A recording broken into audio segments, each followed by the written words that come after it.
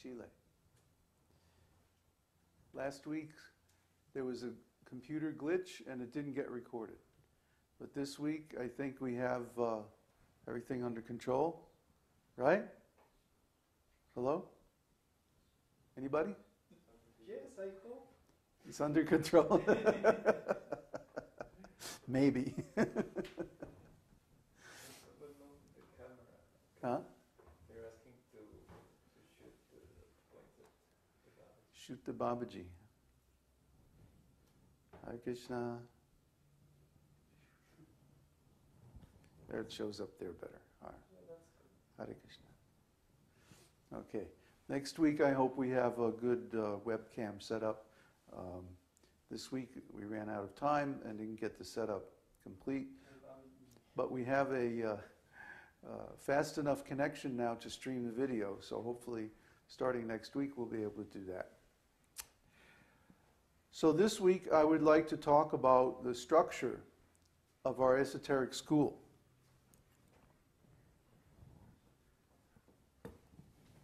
You're all familiar with the glyph of the esoteric teaching. Get something to drink. Thank you. The triangle on the bottom, and then the 3 concentric circles on the top. Well, what does this mean? Well, actually, the complete glyph is a big square. And the square encloses the triangle and the 3 concentric circles. And that square represents the material world and all the living entities who are conditioned by material consciousness. They have no contact with the esoteric teaching or the spiritual world because they are in illusion. And under the spell of illusion, they think that they are this material body. They think that their identity is some designation which is given in the material world according to the material energy. And they think that their business is sense gratification. And that will make them happy. But actually, of course, that's not true. So they're suffering like anything. So these are the living entities in the square around the glyph of the esoteric teaching. But why does this material nature exist? Only because we want to be away from Krishna. We want to be away from God. So to satisfy our desire, the Lord creates the material world. But He also includes the process of the esoteric teaching so that when we want to get out, we can take advantage of the Vedic knowledge, the absolute truth, and change our consciousness back to its original. This material consciousness is not our original consciousness. To be conscious of the material world requires a very special arrangement because our original senses are spiritual. Our original consciousness is spiritual. So how can spiritual senses be aware of the material world? It's not possible. Only by extending those spiritual senses with a material mind, intelligence, and false ego, material brain, material sense organs, then in that way we can contact the material world, but it's far away. The material world is far away from the self. The self is pure consciousness. We are conscious and we are consciousness. That is the real self. So this spiritual self, the jiva, the soul, is not of this material world. And when the soul decides, okay, I don't want to be here anymore, I want to get out of this material world, then he can begin to execute the process by which he remembers his original identity, his spiritual identity, and stops identifying with the material body and senses, the material mind, intelligence, and false ego. And then he comes back to his original consciousness, which is Krishna consciousness. Consciousness, direct consciousness of the Supreme Personality of Godhead. So how do we do this? How do we take the senses, take our attention and our consciousness away from the senses and fix it again on the Lord? Well, it's a step-by-step process. And in the triangle at the bottom of the glyph of the esoteric teaching, you have all the living entities who want to get out of the material world, but they don't know how.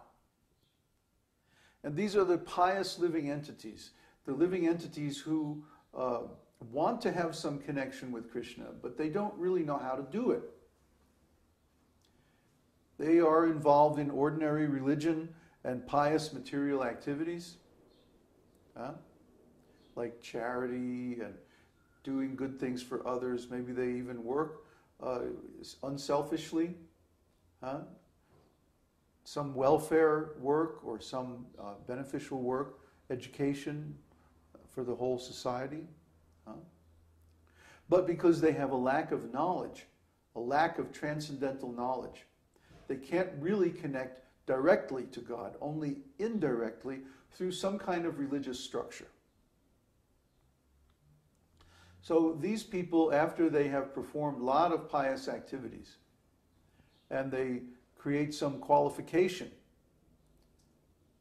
they get to associate with devotees. And this is the largest circle in our esoteric school. It's called the Exoteric Circle. Exo means on the outside, and tero means a territory or land or area. So the part or area of the esoteric school which is on the outside, the external part, that's called the Exoteric Circle. And to reach the Exoteric Circle, you have to pass through a gate. And that gate is called the Gate of Association. The Gate of Association is wide open. Anybody can come. There's no restriction. All are welcome.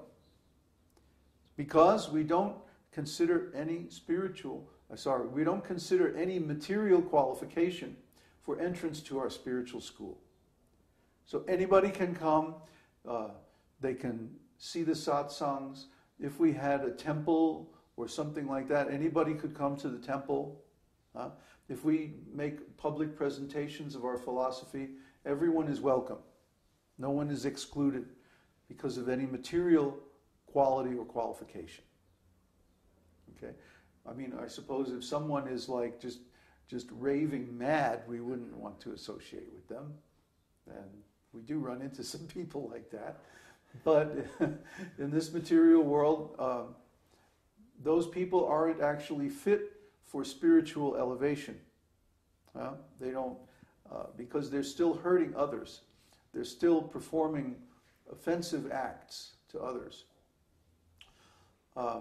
So we don't accept criminals. We don't accept people who are insane. We don't accept sociopaths or psychopaths. But pretty much everyone else we accept. Any normal, decent person with some pious activities. So now what goes on in the exoteric circle? Well, association. You pass through the gate of association to get into the exoteric circle. And when you're in there, then you associate. You associate with the devotees, you associate with the teaching, you associate with the spiritual master, and most importantly, you associate with the process of the esoteric teaching. The process of the esoteric teaching is to study the Vedic literatures and to perform sadhana. And we also extend the esoteric teaching downwards or outwards to meet the people where they are. This is an important part of our philosophy. It's not that we always present the esoteric teaching in exactly the same way. No. At different times and different places, different cultures, different situations, we have to adapt the presentation. Why? Well, imagine that there's a river and you want to get from one side of the river to the other. So you have to go across a bridge. We see this every day. But what if the river changes course? See? Then you have to move the bridge so that it matches the shores. Like that. If you don't, then people can't cross the river. It's a very simple analogy, but it really expresses the situation that we have seen in the history of the presentation of the esoteric teaching in the West. In the West, when Srila Prabhupada first came in the 1960s, he created a certain presentation, a process of teaching the esoteric knowledge and of helping people to understand it and progress